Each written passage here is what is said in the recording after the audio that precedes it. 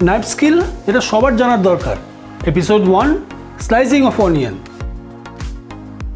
প্রথমে ভেজিটেবলসটাকে এই 4টে আঙ্গুল দিয়ে গ্রিপ করতে হবে, করে এই যে 4 ফিঙ্গারটা আছে এইটা দিয়ে আমরা নাইফটাকে কন্ট্রোল করব এই নাইফ স্কিল যে কোনো রকম কাটার জন্য। স্লাইস অফ অনিয়ন দুরকম হয়। যদি ইন্ডিয়ান কোনো প্রিপারেশন করা যায় তাহলে এরকম সুন্দর করে লম্বা লম্বা করে স্লাইস করে নিয়ে আমাদের কেটে নিতে হবে।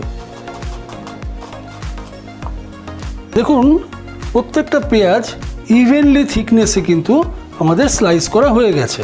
আর যদি কোনো চাইনিজ প্রিপারেশন করতে হয় তাহলে পেঁয়াজটাকে ঠিক এরকম ঘুরিয়ে নিয়ে একটু লম্বা লম্বা করে আমরা স্লাইস কেটে নিতে পারি।